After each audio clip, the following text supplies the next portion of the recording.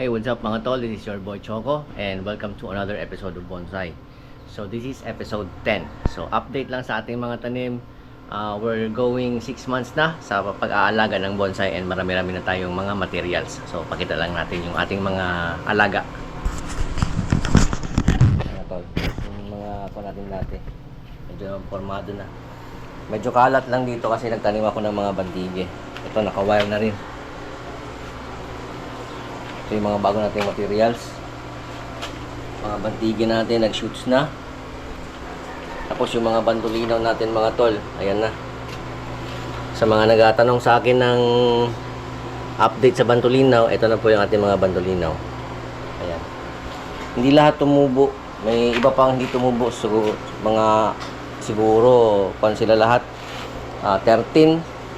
Ang nagtubo lang mga 8. Ito na yung triple trunk natin. Nag-spray ako ng insecticide kaya may mga ano siya, yan o, may mga aphids. Aphids. Tapos ito na yung raft natin, yung pinakaunang raft natin. Yan na. Yan na siya. Tapos ito, raft din. Magaspang na raft. Yan. Yung mga surot dati na akala natin patay, so buhay pala sila, tumubo rin sila. Ito yung mga surot. Ayan. Ito. Ito yung aso ko nagatulog. Si Smokey. Ito yung mga banyan natin. Malalaki na. Pero nag-yellow. Parang nasobrahan ata to sa dilig. So i-transfer natin to sa medyo mainit. Yan. Ito na yung mga pinakaunang bandolinaw natin. Ito pa lang yung ano niya. Yan, hindi pa tumubo. Ito, buhay sana to pero pinakialaman ko, may mga roots na pala siya. Baka hindi natin alam, mamatay o mabuhay. Ito, parang feeling ko mag-die back. Pero malaman lang yan, dyan lang muna siya.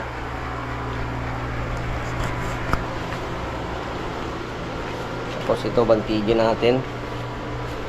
Yung mga bantige pala natin mga tol, nag-action dieback kasi parang naano ito, na kuha ng aso ko ba, natumba niya. Nabungkag, natanggal sa paso. Kaya may nakita siyang pusa dito. Yan. Mga buksos natin. Yung ibang mga buksos pala natin mga tol, dinala natin sa Davao. Pinamigay natin. Yun na yung bonsai na patay na yung may-ari. Yan. Na-wiring na rin siya. Ito bluebell. Ito yung kay Jigs, nagsanga na rin, nagadahan-dahan na taba yung kanyang mga branches. So dati ito lang yun, isang puno lang ito siya, pati yan isang puno lang. So gitanim ko lang ito, yan na. Tapos ito nagtubo din, yung putol niya, yan na yun siya.